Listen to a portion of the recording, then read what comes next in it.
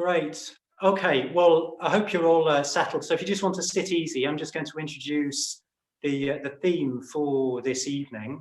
We're running a series really that we call Breaking Free, the Key is Your Mind. And what we're really trying to do is we're trying to help you develop a regular meditation practice, or sustain a regular meditation practice, and then importantly, take your practice off the cushion into your life. And last week we were talking about, we were asking the question, why does my mind get so distracted? And we were looking at how really to work with the distracted mind, we need to get interested. We need to get interested in working with the mind. And the best way of doing that is to think in terms of kind of setting up the conditions for interest to arise. So a really, really practical example of that is when you're wanting to meditate regularly, you can just set up a nice little area, a sort of dedicated area where you meditate, set up the cushions and the mats. And then it can help to have just sort of little pictures that sort of inspire you. If you do that, you kind of set up the conditions to be interested in meditation. So that's just a little example. But we were also saying to work with interest, you need to acknowledge where your interest really is. Are you really more interested in kind of complaining about the neighbours? Well, great. If you notice that, that's really good. If you can notice where your interest is, then you can work with it. And also cultivating our deeper interests. If we can have interests, then we are interested. And that will sort of trip through to an interest in meditation, an interest in working with the mind. But this week, what I really want to touch on is how to do that. To learn to meditate, really we need other people. That might surprise you to hear. Often think of meditation as a solitary kind of activity, but actually we need other people. So what this is about is that our normal sort of terms of engagement with the world, with life, our normal terms of engagement broadly kind of fall under the category of what am I going to get out of this? That is our sort of, if you like, default setting. What am I going to get out of this? And it's quite understandable in a way that we're kind of doing that. So with meditation, we're kind of, once you've had a few meditations, you kind of realize, oh, it's going to be quite pleasurable. You're kind of wanting to get a pleasurable meditation, or you're wanting to kind of achieve a sort of level of concentration. So kind of pleasure, achievement, a sense of calm, a sense of competence as a meditator. We're sort of, without really realizing it, we're arriving on the cushion with this kind of, what am I going to get out of this? And often those sorts of things are kind of unconscious. We don't quite know what's getting us on the cushion. But what I'm suggesting is that that's our sort of normal, our default kind of range of interest, if you like. What am I going to get out of this? And the problem with that range of interest when it comes to meditation is that if we don't get the desired outcome, we lose interest, and then all of a sudden you can't meditate. You kind of can't. You're just not interested, basically. So that's the problem with this sort of kind of range of engagement, which is broadly falls under the category of kind of what am I going to get out of this? Trying to get something out of your practice. It keeps us on the surface of our minds, and what I started to talk about last week was the importance of kind of deeper interests. Really, we need a deeper kind of interest to meditate. So our deeper interests are more sustainable. They're more sustaining. So a little example, I've been learning to write music. I run a choir and have been learning about sort of harmonic progression. And so I'm more deeply interested in that than I am in the TV that I watch. And what I find is that because it sort of keys into a deeper interest for me, I can fail and continue with it. Yeah. So it allows me, deeper interest allows us to learn. So we really need to find that interest that can sort of sustain us through the sort of failures. I've been writing this thing and then sort of listened to another composer, listen to a bit of person and realize this just isn't very good. And actually that being really helpful, when I see it's not very good, I can kind of actually learn what is good. It sort of helps educate my discernment as to what's good and ask, well, why is it not good? If I haven't got a deeper level of interest, that this sort of, what am I going to get out of this sort of level of interest when I don't get, I'm a good composer out of it, the interest just drops off. So we need this deeper level of interest to sustain us. Often we're not connected up with these deeper levels of interest, which is why we get so caught up in kind of the consumer society kind of distractions. Really plays to that surface level of the mind. But we need to develop a kind of deeper interest. The interest that sustains us to work with the mind is necessarily this deeper kind of interest. But the challenge with that is that interest is capricious, isn't it? Tom last week was asking, how do we sort of work to get interested in things that really interest us? Why is it we often sort of end up not doing the things that really deeply interest us? Well, interest is inherently sort of problematic, really. It's a bit like a capricious child or a kind of wild animal. We sort of get interested in something and then the interest dries up, doesn't it? So you meditate, you get really interested. One day you think, brilliant, I was really engaged in my meditation, found it really interesting. The next day, you're not even interested in sitting on the cushion. Well, that's what we're working with by trying to engage this sort of capricious child of interest. But we need to, so we shouldn't be sort of disappointed if that happens. We shouldn't be sort of too easily thrown if suddenly on a particular day we're not interested in meditation. That's part of the territory. Kind of learning to train or coax our interest is part of meditation. But it's a bit infuriating, isn't it? When you kind of, one day you're really engaged, you're really interested, the next day you couldn't care less about meditation. But what happens is when that interest goes, we're left with this sort of surface level of engagement, this kind of, what am I going to get out of this? This surface level of engagement, actually it's sort of it's not only unhelpful in our meditation, it's not only sort of inadequate, it actually pushes away. So it doesn't just replace our deeper interest, it pushes it away. Really, really interesting to notice this.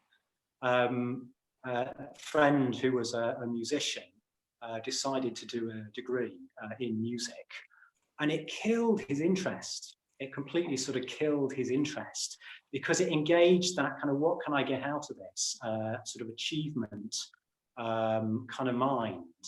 And it didn't just sort of replace the interest, it killed it. He couldn't pick up the guitar for years after that. So this sort of surface level of the mind is it sort of tightens and constricts, it sort of grasps it, it sort of squeezes out the kind of interest that we need in order to be able to engage with meditation. But how do we get out of that?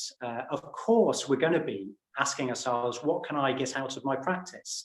Why wouldn't we be asking that? We want to sort of, learn to concentrate better so that we can engage better at work and enjoy being with the people that we're with rather than be thinking about something else. We're going to sort of, that level of the mind is going to be engaged. So we're going to be thinking, what can I get out? I'm wanting to get something out of my practice. So this is why we need other people. It's sort of inherent to the terms of our own engagement that we will sort of activate. We will be coming from this kind of slightly graspy, sort of tight, constricted, kind of driven, kind of, what can I get out of this kind of mind? probably the maybe the only way, but the best way to get out that is other people, that we actually broaden out our interest, to get interested in other people. This is the area of generosity. So we just, instead of kind of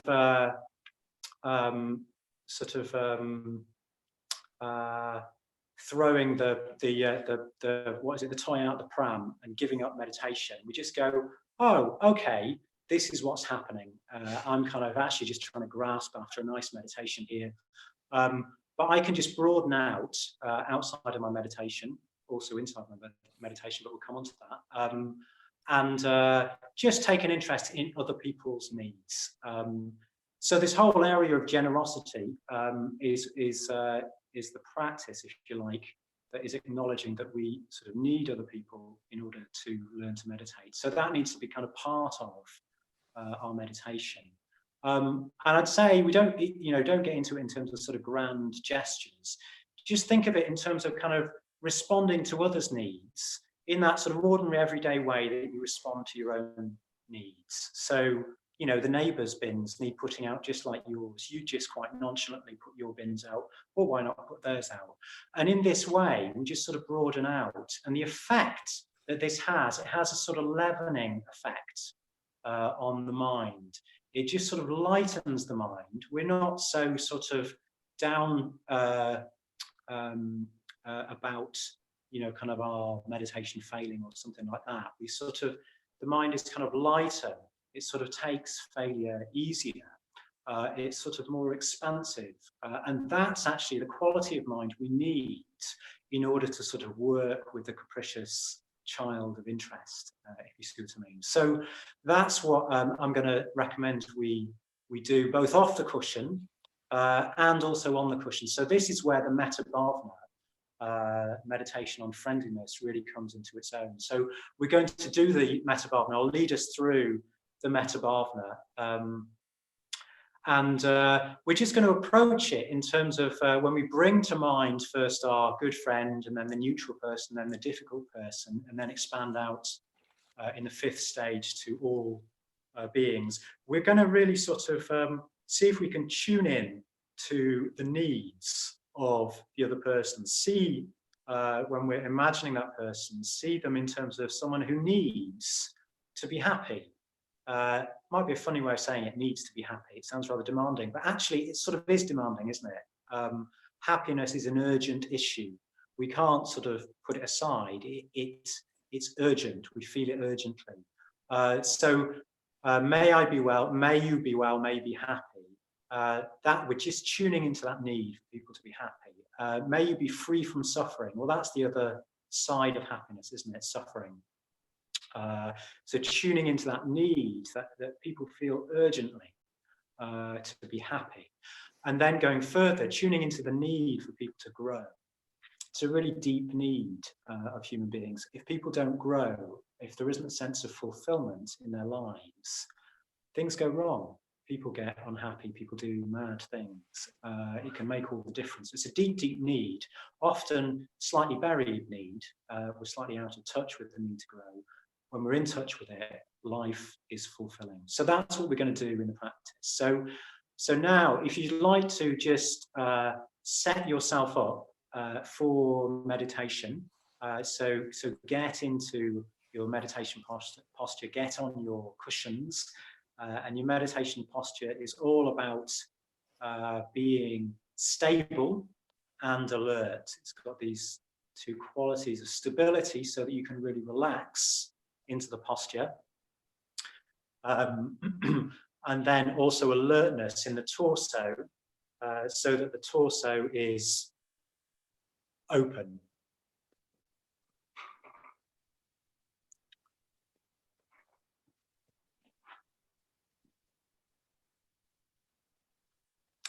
Great, so we've had a few more people arrive. That's great. Hi, Sarah Blake, and Anka, Monica.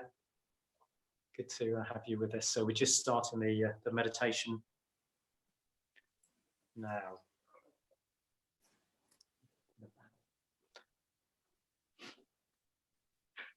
So you can just be, when you're ready, closing your eyes and I'm going to lead us through the meditation. When you close your eyes,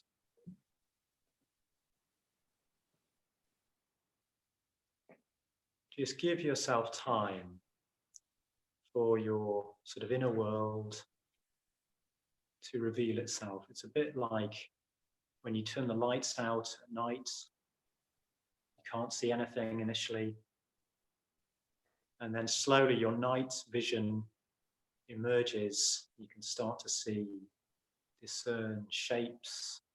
Our inner world is a bit like that. We need time to allow it to emerge into awareness, sensations of the body.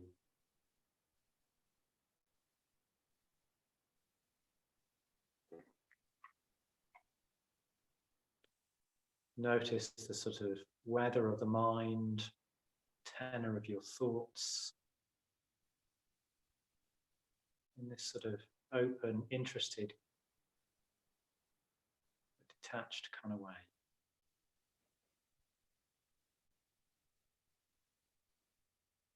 And the mood of our minds, just noticing anything we're learning, starting to learn about the mood of our mind, whether a bit heavy and closed down or buoyant and opened up.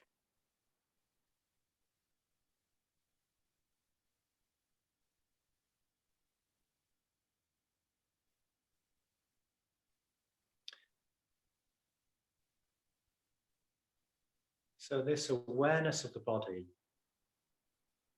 is key to the practice of the metta bhavana.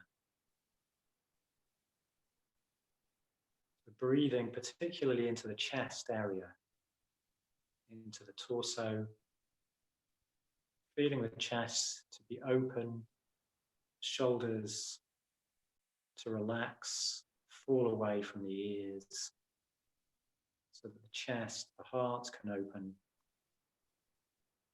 And just breathing with the sensations in the heart center. Resting your attention in the heart center. And then we're just going to start to tune in to this kind of need for happiness, need, this urgent desire to be happy. So let's just listen into that with a sort of kindly interest.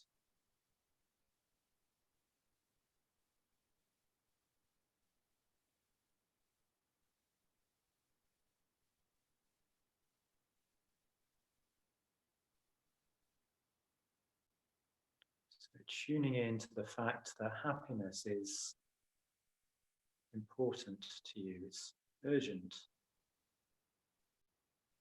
and important.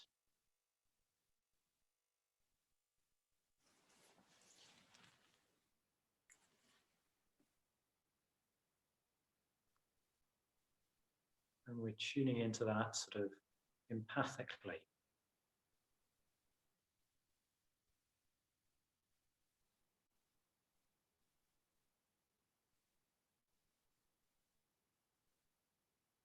And seeing if you can settle your mind in the heart center, sensations in the heart center. Maybe in the belly as well.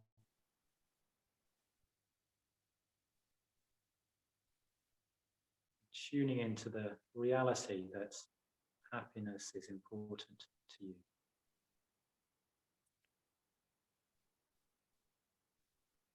And by the same token, suffering concerns you just as urgently. So may we be free from suffering.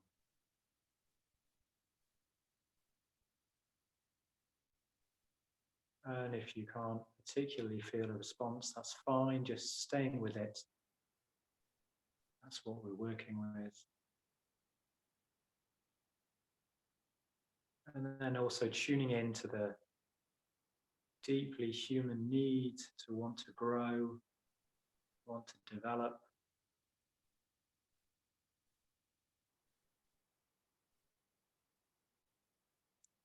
Desire for fulfillment.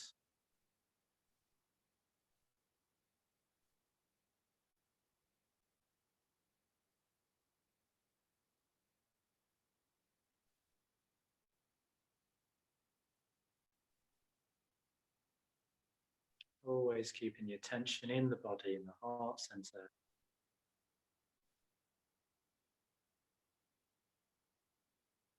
Center of the chest.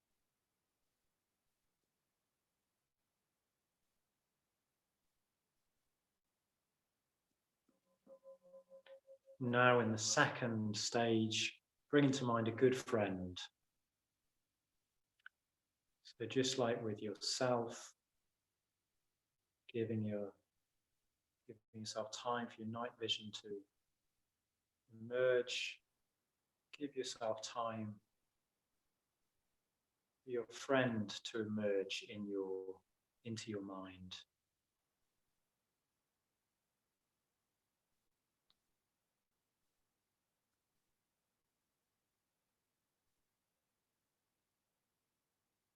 The distinctive shape, image of your friend, the sort of feel of your friend, colors they wear, the expressions they have.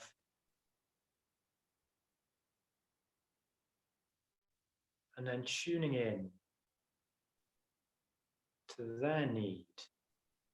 They too, just like you, have this urgent, non-negotiable need to be happy. They can't escape it. It pesters them.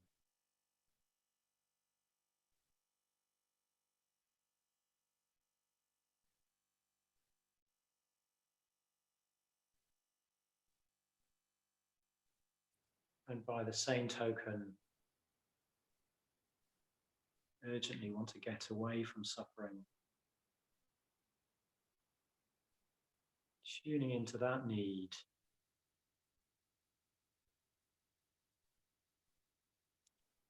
And then when you're ready, moving on to the deeper need to grow and flourish as a human being.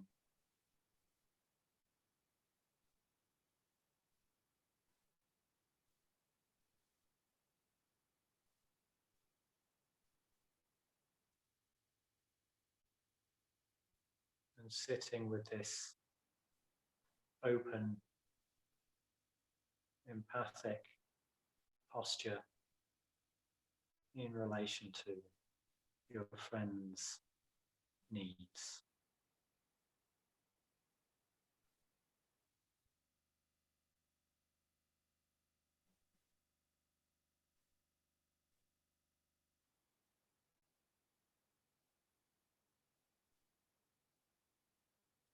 So metta is this responsiveness to others' needs.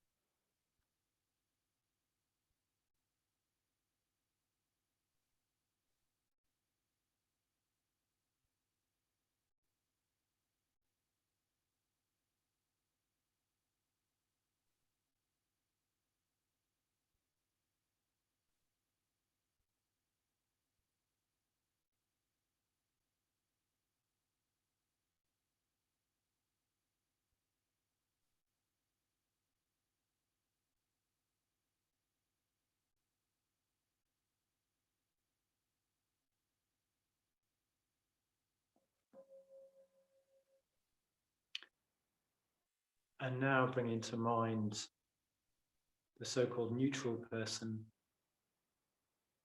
someone who we don't actually really care for.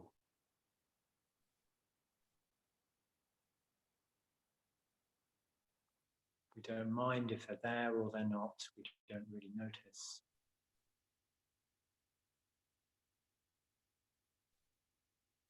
And similarly, giving them time to emerge into your awareness, welcoming them into your inner world. What does it kind of feel like for them to be here with you? Noticing the sort of feelings of indifference. That's really good. To acknowledge them.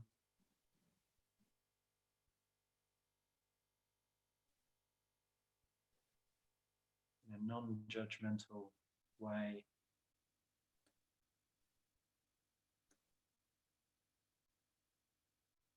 And then trying to tune into the fact that they too feel this, bugged by this need to be happy.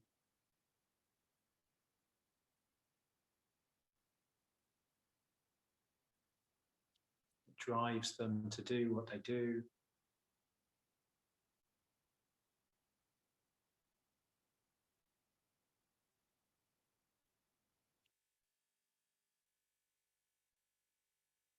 That's all we're tuning into. We don't need to particularly like them. That's something different.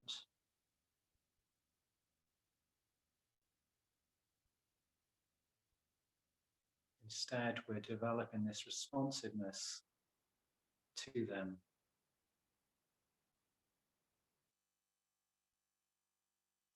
You often end up liking them when you do that. They're slightly different.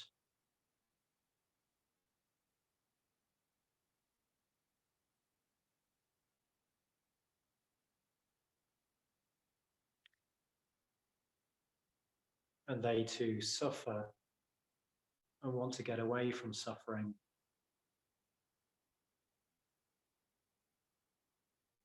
The other side of the coin of a desire for happiness.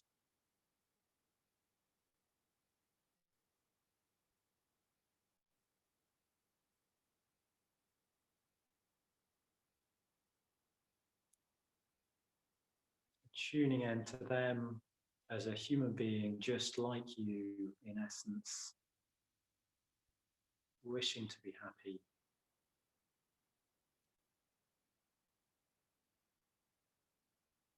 And seeing what effect that has on your response to them.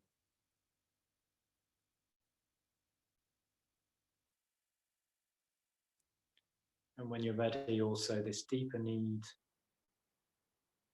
for human fulfillment, to grow, transcend oneself as one is now.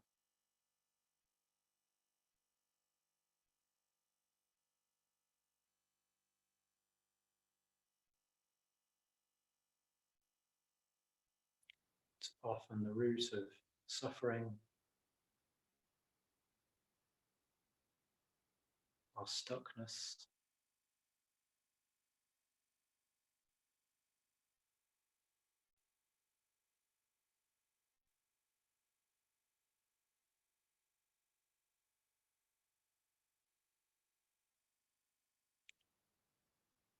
Seeing if you can tune into this reality of what's most important to them.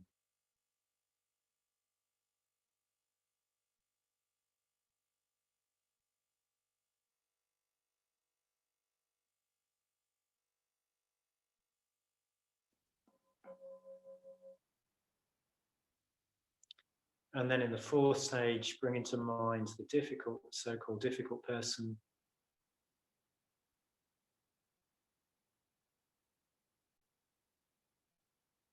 Giving them time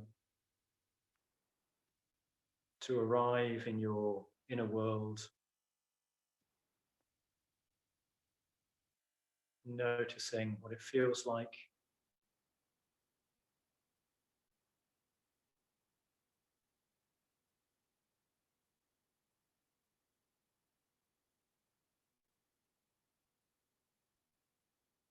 Seeing if you can keep the heart open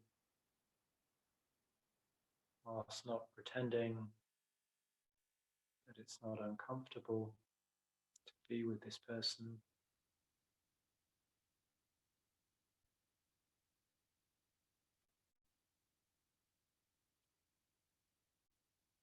And then tuning into their need to be happy. It may even be what drives them to do what you find difficult.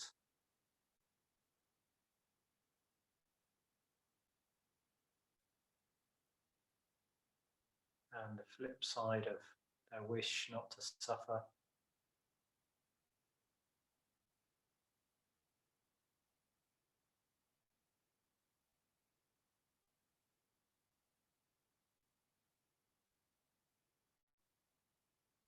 Working to get a vivid sense of their need to be happy.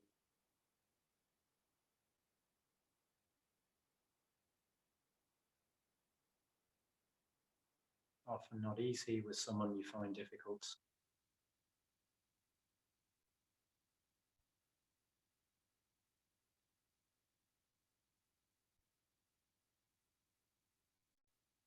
And when you're ready, also the deeper need for human fulfillment.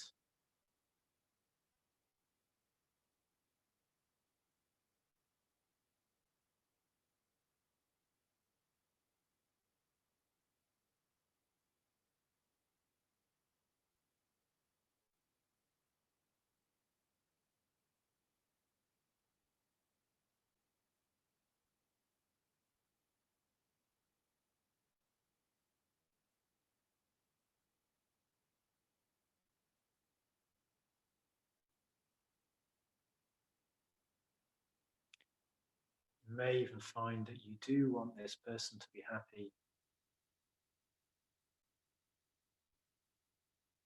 You just find it uncomfortable to be around them.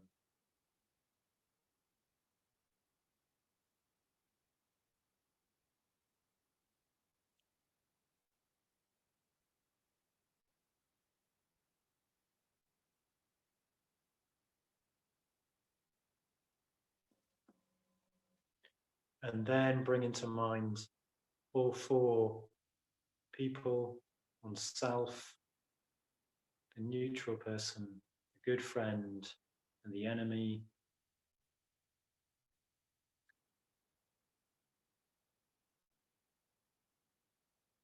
Responsive to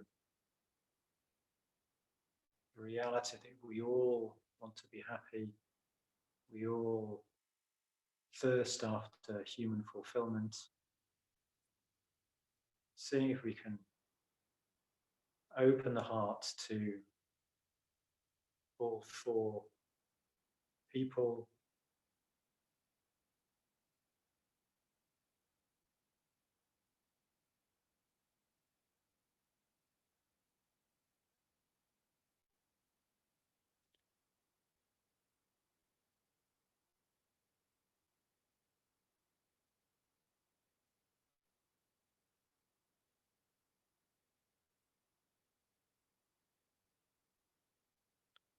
Working to really sense their individual need.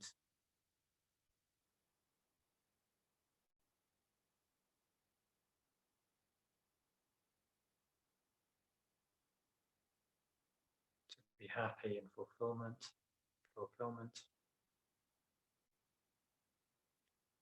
And if we can ease into a more even well-wishing, just noticing how the mind is slightly lighter, slightly less tightly concerned with our own desired outcomes.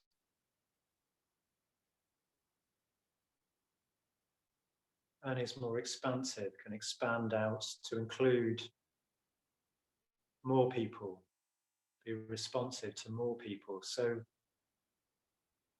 taking our awareness out, this responsive awareness towards more and more people. Perhaps you know people here tonight meditating with us.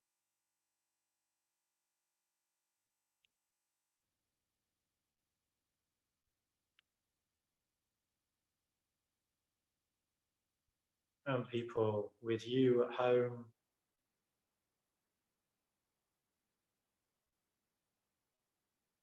responsive to them in this more essential way of just being like us, wanting to be happy, thirsting after human fulfillment.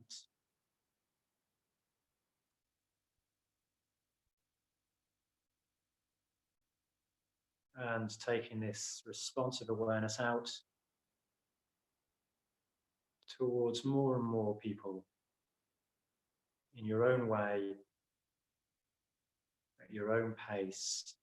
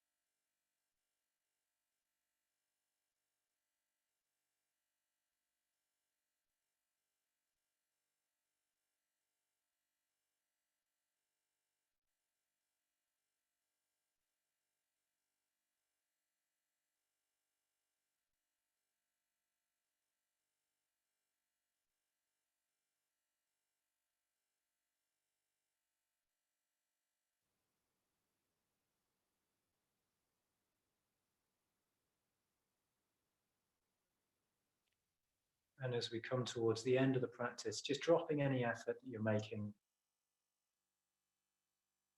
and dwelling with the fruits of your efforts, letting them well up into the mind.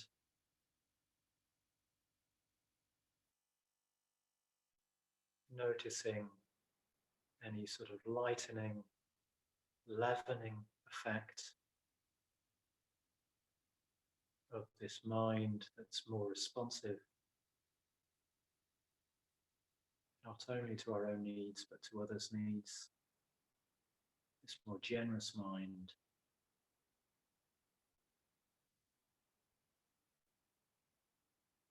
Less narrowly concerned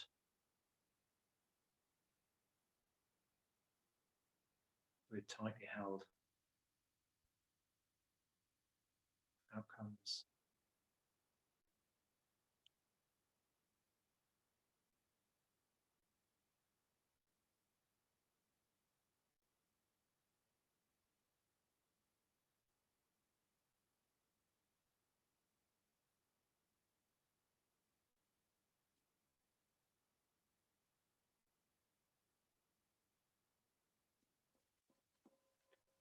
And as I ring the bell, starting to adjust out of meditation, so including in your awareness the visual sense as you open your eyes,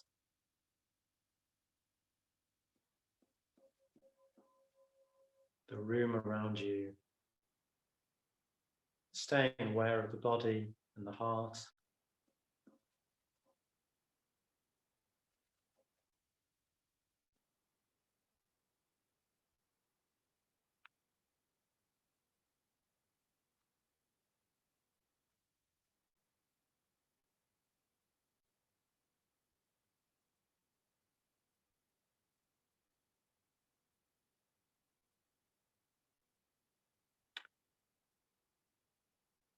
So I hope you had a good sit, exploring this effect of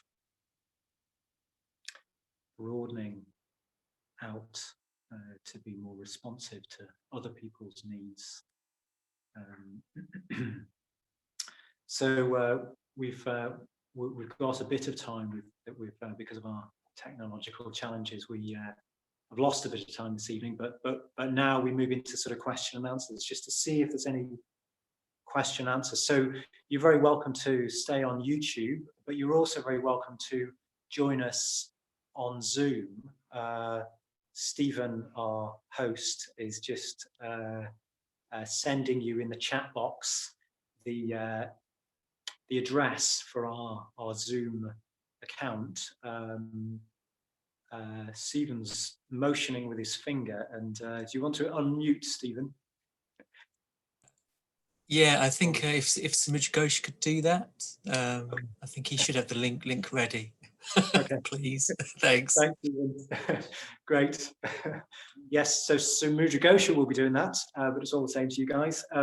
Yeah, so he'll be sending you the address if you want to come and join us in Zoom, which just means you can kind of see us. Actually, just makes it slightly more of a sense of sort of us being able to see each other. But you're welcome, as I say, to stay in YouTube if you want, and just put your questions in the chat box or in Zoom. Come into Zoom, and we can do that in Zoom.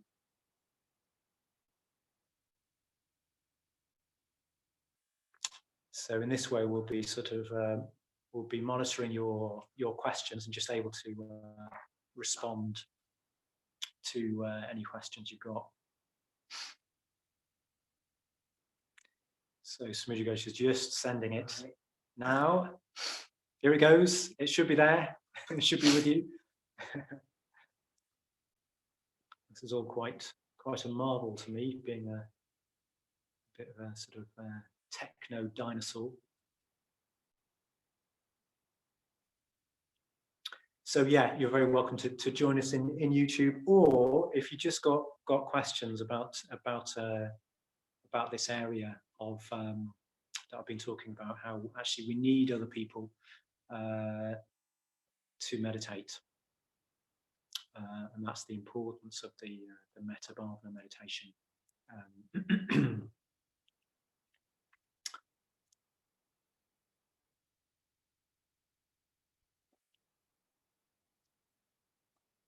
Great, and it might be that people in the team have questions as well. Aha, Liz is just saying she can't see the link as yet. Aha, have we not managed to get the link? It should be there.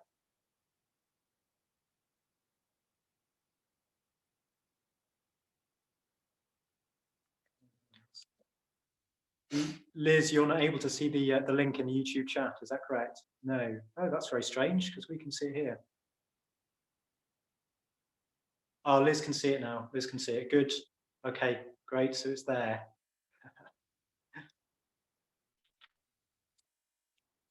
Great. So, yeah, are there any questions in the team?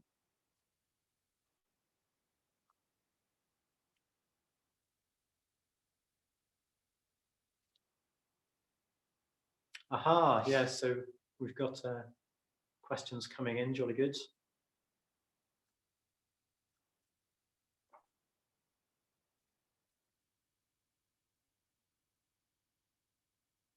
And people arriving in Zoom. Oh, we've got Adele. Hi, Adele there. Good to have you with us. Hope you can hear me.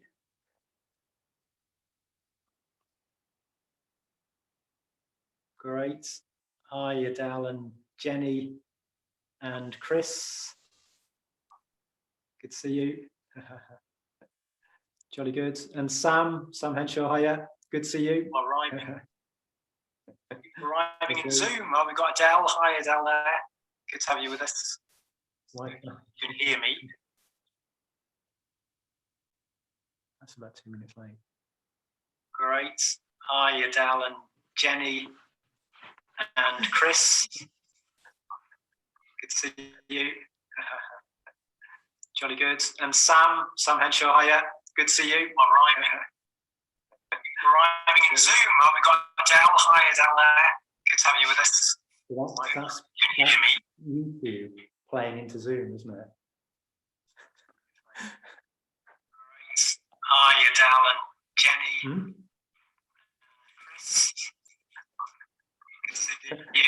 Great. Okay, we seem to still be experiencing some technological challenges. So I close it down. YouTube playing into Zoom, isn't it?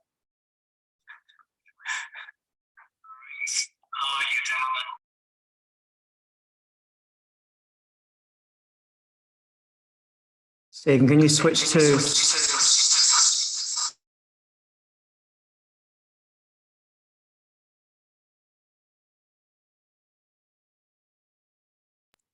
Stephen, can you spotlight me?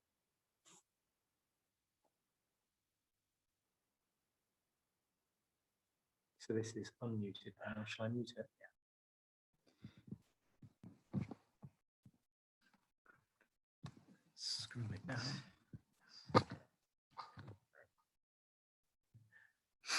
Jolly good. Jolly good.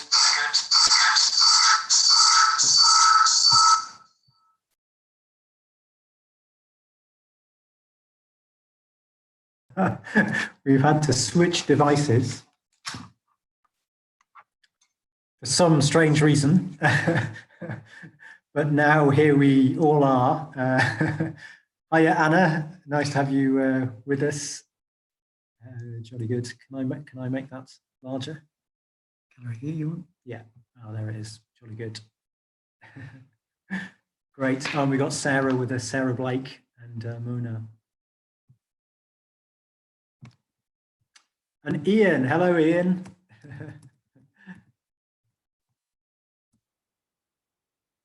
Gosh, well, this has been an exciting evening technologically. I'm sorry for the disruption. This is the second evening we've used YouTube and Zoom, and obviously we've still got things to learn. We don't quite know what they are as yet, actually, because that has not come up before. But anyway, we're here. Yeah, so yes, any questions coming up?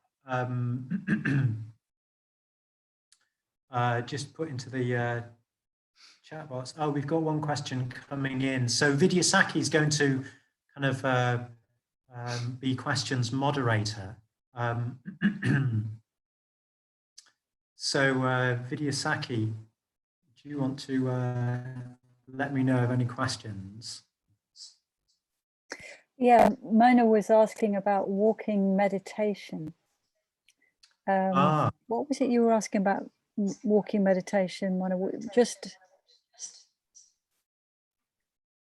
how, yeah, because I don't have YouTube up anymore. You had a question on YouTube about walking meditation. But that's, I can't remember exactly what you were asking. Where is Mona? Can't see her. Oh, so you're asking how can we practice walking meditation, Mona? Yeah, well, that's a good question. It's something we focus on in one of our courses, Life with Full Attention. Actually, there's a lot you could say about walking meditation, so I probably can't give you a full sort of answer to that. Actually, within the Metta Bhavana, in the traditional account of where the Buddha is talking about it, he says, well, we're trying to sort of keep this this kind of mind of metta, this metta-full awareness when we're walking about, and I kind of trying to sort of connect with that. And so just like what we've been doing in the meditation, that starts with the body. So the first place that walking meditation starts is the body, just bringing our attention back to the physical sensations of the body. Very good if you can give yourself a dedicated time in the day where you do that. You just go for a walk. We've got this statutory walk that we're allowed to do. Or maybe you can turn that into a mindful walk. So just bringing the mind back to the body. When it goes off, just coming back to the sensations of the body in this way. So that's how to get started with that. There's another question, which is from Sam. Do you think you can fail at meditation, or do you think it only feels like you can? Yeah. Yeah, it's interesting. Interesting question. Have you some? What do you find, Ian? It sounds like that's a sort of question that's coming from experience. Sam. Oh, it's Sam, is it? Sorry, Yeah. Sam. I don't know whether I'm coming or going. Looks like he's writing something. Yeah, great. Yeah, I think it's a really interesting area. The whole area of failure. It's the domain of that sort of that kind of narrow mind, our sort of ordinary surface mind is kind of very preoccupied with the question of whether we've succeeded or failed.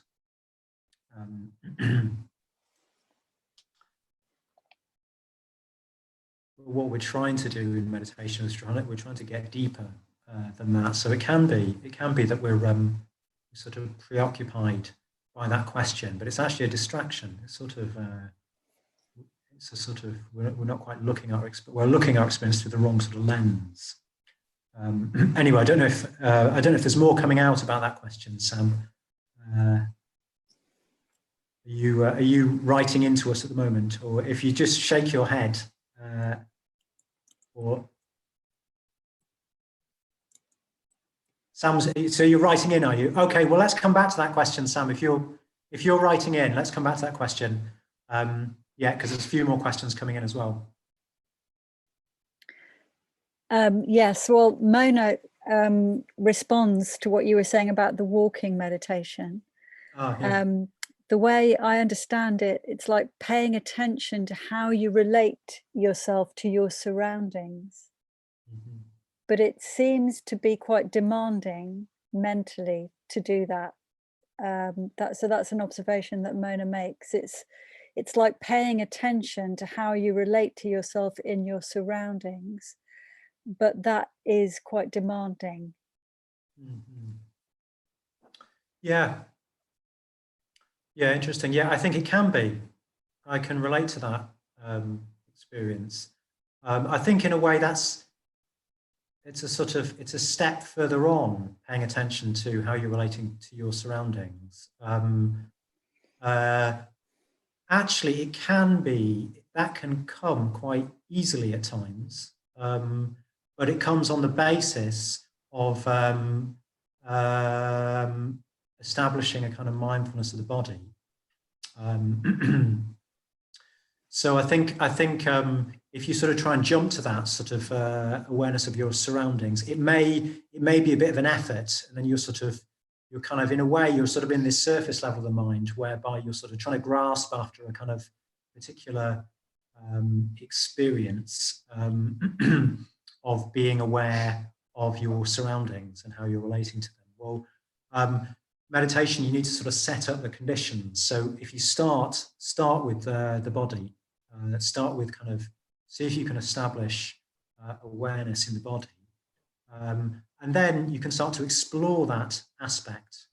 If you are aware of your body, actually you're aware of things around you as well. If you deepen your awareness of your body, so I'd encourage you to think in terms of kind of setting up the conditions for that sort of awareness to emerge, rather than kind of trying to force it, if you see what I mean, trying to sort of grasp after it. That keeps us in the surface level of the mind. You can do that, but it's a bit tiring. Yeah, so I hope that helps, Mona. It's a bigger subject, but I'd encourage you to explore that and see if that helps. Great. And we do have a response from Sam now. Oh yes, great, jolly good. Yeah, he says, I've often thought that I was failing in meditation, but if the intention is there, is that enough? So I've often felt as if I'm failing, but if the intention is there, is that enough? Mm-hmm. Yeah, it's a good question. Yeah, so if your intention is there, and I suppose it depends what meditation you're doing. So if you're doing the metta bhavana like we were, so if your intention is there just to continue to cultivate metta. Intention is really, really interesting. If we sort of give attention to that intention, it grows. That's the nature of mind. So if the intention is there and we're giving our intention to metta, well, yes, that is having an effect. So yeah, I would say that isn't. I would say if we think we're failing when we're doing that, probably what's happening is there are other things that are happening that we rather weren't happening. But that's what happens with the mind, if you see what I mean. So what we're, as well as sort of developing this intention, we're working out how to helpfully allow those other things in and start to work with them more creatively, see what I mean.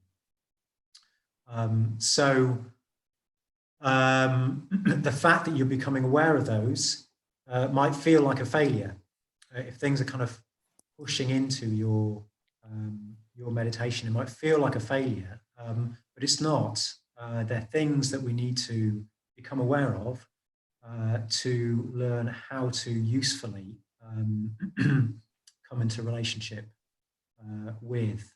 So it might be that there's that sort of thing going on without knowing more about what exactly is going on for you when you meditate. What's coming up that seems like a failure? It's difficult to say more, but I think it's true that if you're sitting down and you're meditating, you know, that is what meditation is about. What happens after that is a process of learning. So if you are learning, well, you're definitely not failing. You're definitely not failing in meditation. If you're learning more about your mind, then you're definitely not failing. That is what meditation is about. If you're just having really, really concentrated sits, but you're not learning anything, I'd say you're failing, actually. Just to be provocative. Often we want to have a really, really good sit, but actually people can get stuck in those sorts of states and they don't really learn to work with their minds. That, I would say, is failing. Quite a pleasant failure. Anyway, I hope that helps some.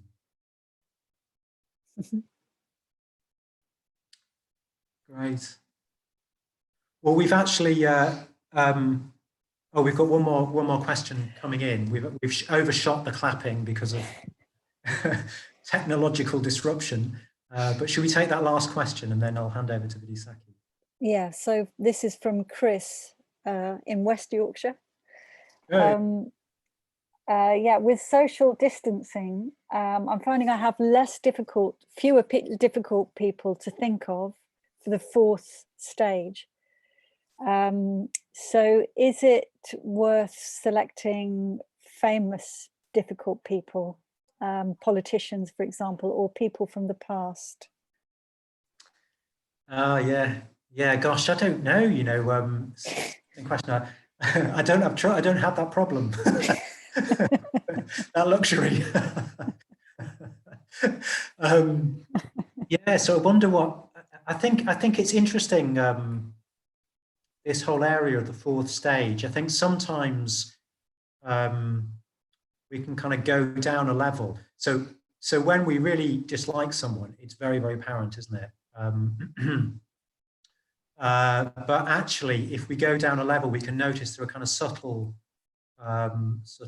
more subtle aversions. The tea counter is a classic one where that person comes to the tea counter, nothing is said, but you leave slightly earlier than you would do if it was someone else, if you see what I mean. Well, there's a subtle sort of aversion going on there. So really tuning into those. So it might be that in social distancing, you're not getting confronted with kind of, you know, I don't want to be around you, but there will nonetheless be kind of more subtle levels of aversion. So I think we can kind of sensitize our mind to that more subtle aversion, which can really, really help, actually. It can take us deeper. The whole thing about the sort of slightly counterintuitive thing is the more we see our aversions, the more chance we have to be kind. it often feels like, oh God, that's the version. Let's just push that away and smile. Perhaps I speak for myself here, but yeah, if we can actually sort of see those aversions in a kind way, they're an opportunity for us to go deeper into metta. So yeah, that's what I would say. But explore it. Yeah, see what you think. Yeah, I think the thing with famous people might be of value, but I think often sort of sensitizing ourselves to the aversion going on in our more personal relationships is certainly what I'd focus on. Yeah. Great. Okay. Well, I'll hand over to Vidyasakhi. We've overrun a little bit. Yeah, but I hope I've sort of brought out how actually, in order to move towards the kind of interest that we actually need, this deeper interest in learning to work with the mind, in order to move towards that, out of the sort of surface interest of what can I get out of this, very, very understandable sort of, we need other people. So the metta bhavana, but also off the cushion, just seeing if in undramatic ways we can just sort of be responsive to other people's needs in, you know, kind of everyday sort of day-to-day kind of ways, and just see what effect that has. See if you can notice what effect it has on your mind, this sort of leavening, kind of lightening, expansive sort of effect. You're less concerned about your little failures or troubles.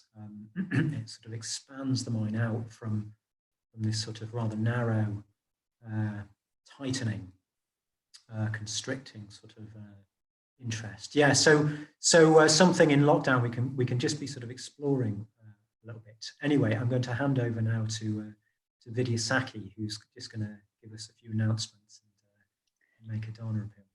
Yeah, thank you. Thank you, Arthasiddhi. I hope you can all hear me and that I'm unmuted. I think I am. Yeah, so it's really, really good to see you here this evening. And yeah, it's been quite exciting for us, a bit nail-biting at times, getting the technology to work.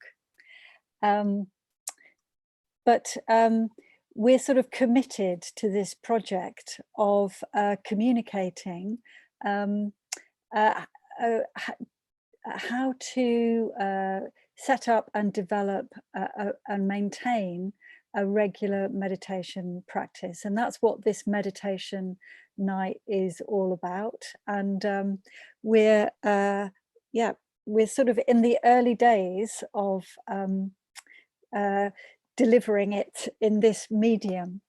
But actually, I've really enjoyed this evening. It's been so great to have to see you sort of materializing in Zoom, and it is great to have the sense of you being here with us.